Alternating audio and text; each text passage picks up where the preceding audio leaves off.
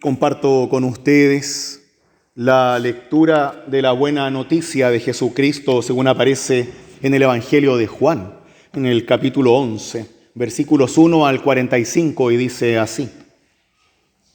Había un hombre enfermo que se llamaba Lázaro de Betania, era del pueblo de María y de su hermana Marta. María era la misma que derramó perfume sobre el Señor y le secó los pies con sus cabellos. Su hermano Lázaro era el que estaba enfermo. Las hermanas enviaron a decir a Jesús: Señor, ese que tú amas está enfermo. Al oír esto, Jesús dijo: esta enfermedad no es mortal, es para gloria de Dios, para que el Hijo de Dios sea glorificado por ella. Jesús quería mucho a Marta, a su hermana María y a Lázaro. Sin embargo, cuando oyó que éste se encontraba enfermo, se quedó 2 días más en el lugar donde estaba. Y después dijo a sus discípulos: volvamos a Judea. Los discípulos le dijeron: Maestro, hace poco los judíos querían apedrearte y quieres volver allá. Entonces Jesús les dijo: ¿acaso no son 12 las horas del día? El que camina de día no tropieza porque ve la luz de este mundo. En cambio, el que camina de noche tropieza porque la luz no está en él. Y luego agregó: nuestro amigo Lázaro duerme, pero yo voy a despertarlo. Sus discípulos le dijeron: Señor, si duerme, entonces se curará. Ellos pensaban que hablaba del sueño, pero Jesús se refería a la muerte. Entonces les dijo abiertamente: Lázaro ha muerto, y me alegro por ustedes de no haber estado allí, a fin de que crean. Vayamos a verlo. Tomás dijo a los otros discípulos: vayamos también nosotros a morir con él. Cuando Jesús llegó, se encontró con que Lázaro estaba sepultado desde hacía 4 días. Muchos judíos habían ido a consolar a Marta y a María por la muerte de su hermano. Al enterarse de que Jesús llegaba, Marta salió a su encuentro, mientras María permanecía en la casa. Marta entonces dijo a Jesús: Señor, si hubieras estado aquí, mi hermano no habría muerto. Pero yo sé que aún ahora Dios te concederá todo lo que tú le pidas. Jesús le respondió: tu hermano resucitará. Y Marta le dijo: sé que resucitará en la resurrección del último día. Yo soy la resurrección y la vida, le dijo Jesús. El que cree en mí, aunque muera, vivirá. Y todo el que vive y cree en mí, no morirá jamás. ¿Crees en esto? Sí, Señor, dijo ella. Creo que tú eres el Mesías, el Hijo de Dios, el que debía venir al mundo. Después fue a llamar a María, su hermana, y le dijo en voz baja: el Maestro está aquí y te llama. Al oír esto, María se levantó rápidamente y fue a su encuentro. Jesús no había llegado todavía al pueblo, sino que estaba en el mismo sitio donde Marta lo había encontrado. Los judíos que estaban en la casa consolando a María, al ver que ésta se levantaba de repente y salía, la siguieron pensando que iba al sepulcro para llorar allí. María llegó a donde estaba Jesús y al verlo, se postró a sus pies y le dijo: Señor, si hubieras estado aquí, mi hermano no habría muerto. Jesús, al verla llorar a ella y también a los judíos que la acompañaban, conmovido y turbado, preguntó: ¿dónde lo pusieron? Ven, Señor, y lo verás, le respondieron. Y entonces Jesús lloró. Los judíos dijeron, ¿cuánto lo amaba? Pero algunos también decían, este que abrió los ojos del ciego de nacimiento, ¿no podía acaso impedir que su amigo Lázaro muriera? Jesús, conmoviéndose nuevamente, llegó al sepulcro, que era una cueva con una piedra encima, y dijo, remuevan la piedra. Marta, la hermana del difunto, le respondió, Señor, ya huele mal. Hace 4 días que está muerto. ¿No te he dicho que si crees verás la gloria de Dios?, le dijo Jesús. Entonces removieron la piedra y Jesús, levantando los ojos al cielo, dijo, Padre, te doy gracias porque tú me oyes.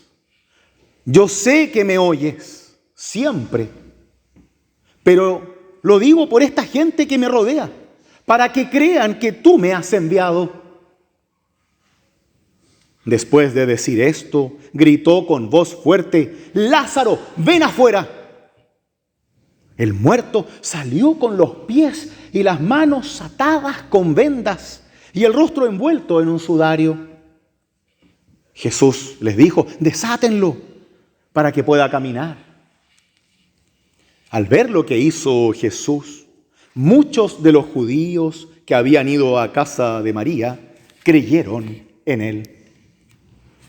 Hasta aquí la lectura del Santo Evangelio. Esta es palabra de Dios. Amén. Tomen asiento, por favor. Gracia y paz de nuestro Señor Jesús sean con cada uno y cada una de ustedes. No podía impedir Jesús que su amigo Lázaro muriera. Es la pregunta que empiezan a hacerse entre ellos. Claro, lo ven conmovido, incluso llora. Si es tan poderoso, si lo amaba tanto. Incluso si recordamos la semana pasada, abre los ojos de un ciego de nacimiento, le devuelve la vista a una persona que nunca había visto y que no conocía. Jesús estaba escapando del templo porque lo querían apedrear, estaba su vida en riesgo y no tiene mejor idea, la semana pasada, que parar afuera del templo, ver a este ciego de nacimiento, que era un mendigo que estaba ahí tirado esperando limosna de la gente, y en vez de correr, seguir su camino y escaparse de las piedras, se queda para sanarlo. Y no lo conoce. Pero a su amigo Lázaro, que convivió con él, conocía a las hermanas, su amigo personal, lo deja morir. 4 días muerto. A propósito, y el texto lo deja muy en claro, se queda 2 días más después de que le avisan que está enfermo y no estaba tan lejos. En un principio podría parecer que Jesús buscaba la muerte de su amigo. Claro, él mismo dice, esto será para la gloria de Dios.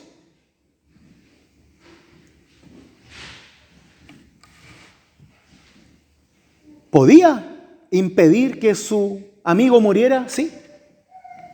Claro que sí. Pero ¿es a eso a lo que vino Jesús? ¿Es a eso, a impedir la muerte física de las personas?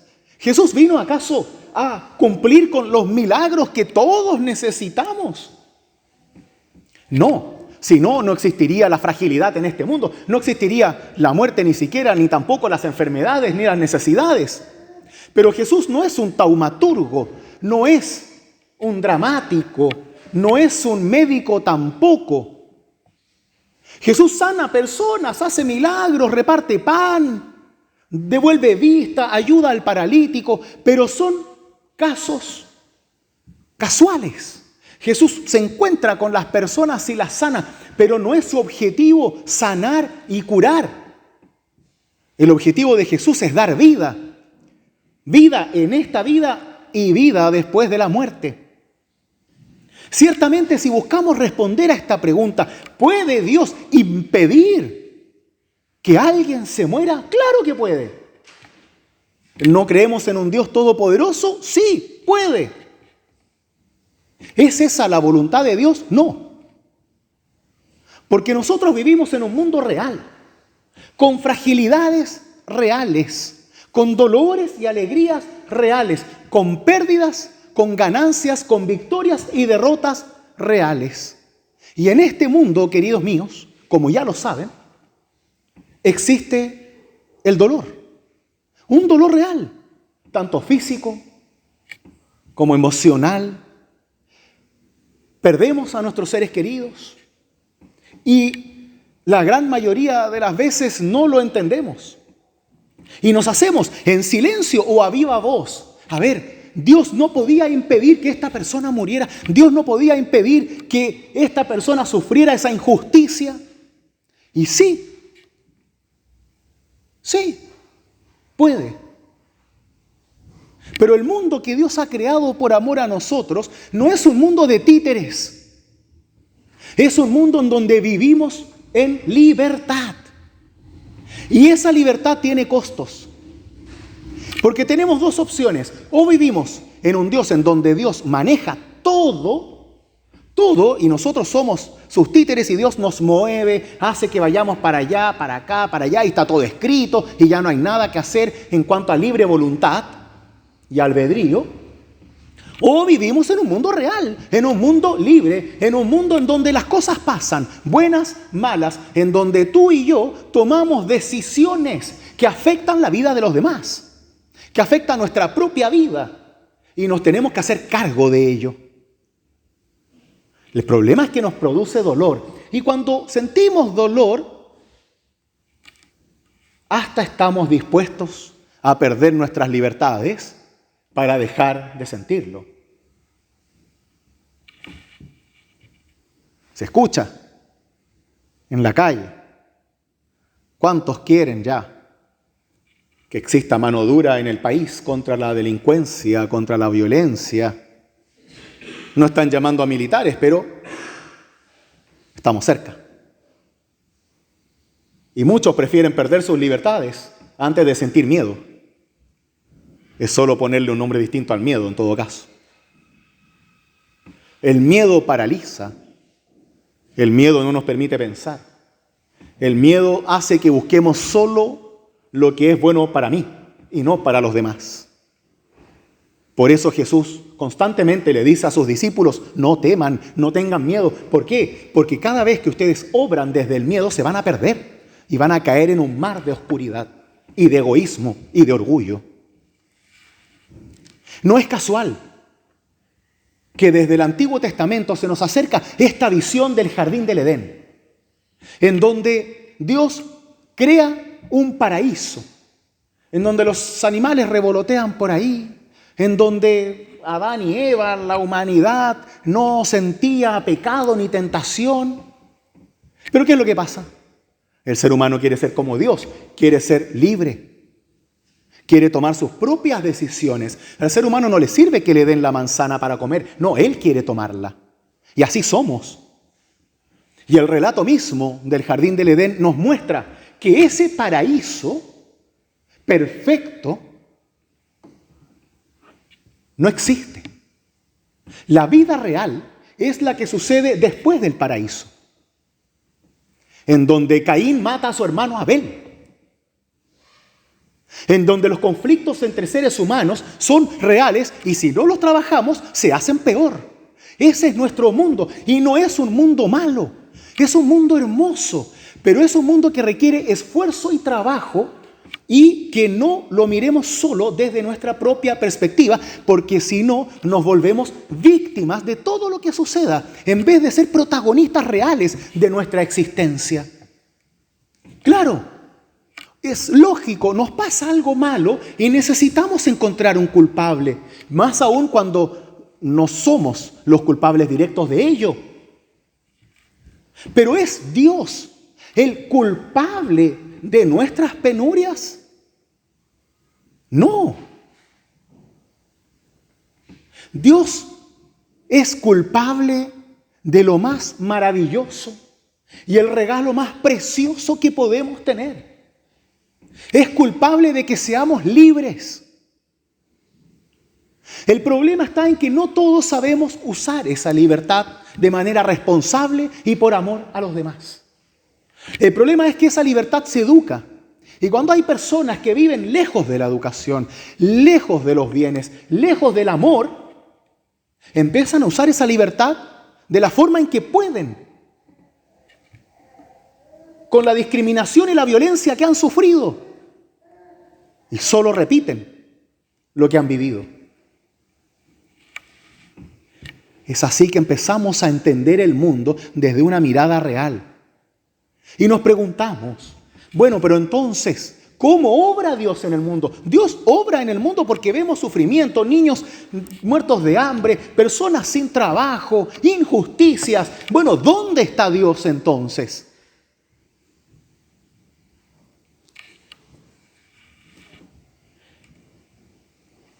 En tu libertad.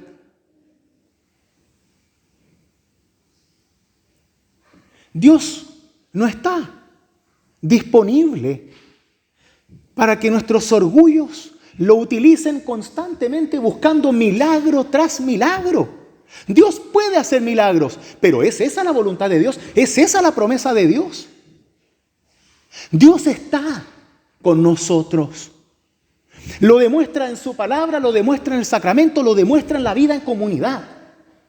Dios busca que podamos vivir una vida tan segura de su amor que incluso cuando nos pasen las penurias, las muertes, las enfermedades y las peores injusticias, nosotros tengamos al menos una sola cosa clara. Aunque estemos en el mismo abismo, en la oscuridad y en la soledad, en la traición y en el dolor absoluto, hay una sola cosa que debemos estar seguros, tranquilos. Y es que nada de eso es una obra de Dios. Porque Dios no te pone pruebas, Dios no te pone obstáculos, Dios no te pone castigos en el mundo. Dios te abraza, Dios te ama, Dios te permite que te pongas de pie desde el abismo que este mundo con falsas libertades te ha puesto. Ya sea por tus propias decisiones o por las de otro. Pero imaginémonos por un momento cómo sería la vida del cristiano si justo cuando más necesito de Dios, empiezo a preguntarme si Dios me mandó esto, si Dios mató a mi hermano, si Dios tiene así a nuestro mundo, si Dios hace el terremoto, si Dios nos trae penurias como para ver si creemos o no. Todo lo contrario. Nunca, y menos en el dolor, podemos dudar de Dios. ¿Por qué? Porque ahí está nuestra fuerza y ahí está lo que nos va a permitir levantarnos, vivir y luego, desde la experiencia y madurez, pensar en cómo comprendemos aquello que realmente sucedió, el dolor, la pérdida, el sufrimiento.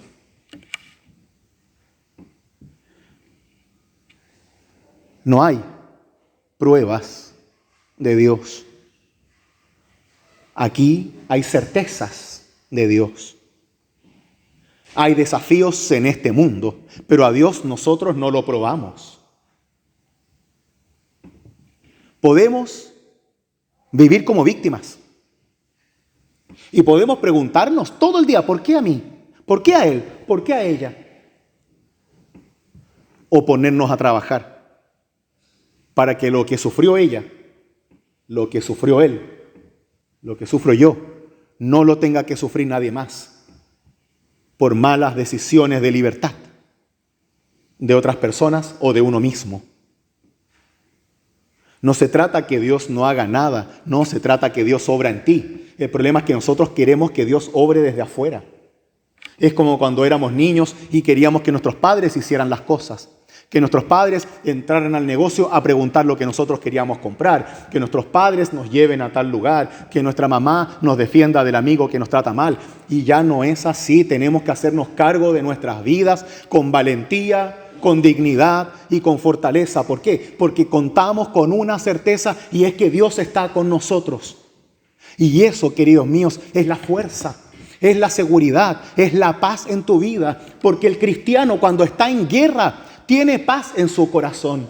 El cristiano cuando está llorando tiene esperanza en su corazón. Y el cristiano llora, sí, lloramos. Y podemos llorar 10 años, pero lloramos con esperanza. ¿Por qué? Porque creemos en que Cristo Jesús está muerto por nosotros, resucitado por nosotros, para que ninguno de nosotros jamás tenga dudas del amor de Dios. Para que cuando estés en el abismo, para cuando estés solo, cuando seas tú el que cometió el abuso, la traición, la maldad, sepas también que Dios está contigo y que Dios te levanta y que si te esfuerzas, también vas a poder encontrar perdón y nueva vida. Pero esto no viene del cielo y eso es lo que debemos comprender. El mundo no se arregla desde el cielo. Los milagros no se arreglan desde el cielo. Se arreglan con trabajo, con compromiso y con un amor al prójimo que no debe tener límites. Porque si no, solo queremos ser especiales. Y eso es lo que demuestra Jesús en el relato de hoy. Jesús no viene a salvar a sus amigos. Claro, yo me siento amigo de Jesús y quiero que Él me salve. Pero yo no soy especial. No soy más especial que ustedes. No merezco menos ni más que ustedes. Ni aunque sea por ser el pastor. Cada uno de nosotros debe vivir su fe. Y la vivimos y aprendemos a vivirla juntos. ¿Para qué? Para que podamos apoyarnos en esos momentos que el mismo Jesús está viviendo. Y eso es lo que hace la diferencia. Cuando alguien me abraza para que no me llene de rencor, de odio, de ira. Cuando alguien me recuerda que cuando tu propio hermano es asesinado, Dios está contigo. Cuando hay alguien que te recuerda que cuando perdiste a tu padre, a tu esposo, a tu amigo, a tu hijo, a tu madre, Dios está contigo. Dios te está sosteniendo para que tu corazón no se apriete ni se vuelva oscuro, sino para que puedas ver más allá del dolor, para que tus ojos no se nublen con las lágrimas, para que siempre seas capaz de ver la otra orilla, aunque tu barca parezca hundirse. Que siempre tengas la fuerza de remar con la comunidad hasta llegar a esa orilla, en donde la esperanza se hace más real que nunca. Y el desafío de la vida se transforma en la vida real, que es hermosa, es bellísima. Y sí, hay cosas que no comprendemos y hay dolores que no queremos. Y aunque estemos sintiendo el agua que entra al bote y que moja nuestro rostro, aunque estemos mirando a nuestros hermanos y hermanas que están tan cansados como yo, la otra orilla está ahí. Y nosotros vamos a seguir remando y vamos a seguir luchando. ¿Por qué? Porque Dios está con nosotros, porque Dios es nuestra fuerza, porque Dios es quien nos muestra esa orilla para que nunca perdamos la esperanza ni las ganas de vivir. E incluso de vivir después de la muerte. Porque la promesa de Dios no es llenar nuestras vidas de milagros, es darnos la esperanza sobre toda esperanza, la resurrección. Ahí ponemos nuestros ojos, ahí ponemos nuestra vida, ahí ponemos toda nuestra seguridad. No en que nuestros seres queridos vivan eternamente en el mundo, no que nadie se muera por enfermedad, no que no existan injusticias en el mundo, no, eso es irreal. Nuestra esperanza, nuestra seguridad y nuestra paz está en la resurrección. Y por eso podemos vivir sin miedo. Por eso no nos paralizamos por el dolor. Por eso luchamos contra la injusticia. ¿Por qué? Porque creemos en Cristo. No en el presidente de turno, en el pastor de turno o en el líder de turno. Creemos en Cristo. Y Cristo nos da vida eterna. Para que así nuestra muerte, la de nuestros seres queridos, la de nuestros amigos y la propia, se viva sin miedo. Y podamos vivir con nuestros muertos y no morir con ellos. Queridos míos, la resurrección se vive aquí, no después. Hoy nosotros como cristianos y cristianas aprendemos a vivir como resucitados, confiados de tal forma del amor de Dios que vivimos en la tierra como si estuviéramos en el cielo. Con la seguridad y libertad del cielo trabajamos, luchamos, nos esforzamos y compartimos el amor de Dios acá en este mundo necesitado. Pues que así sea en vuestros corazones, en vuestras experiencias de fe, y que sea Dios a través de Cristo quien nos enseñe a secar nuestras lágrimas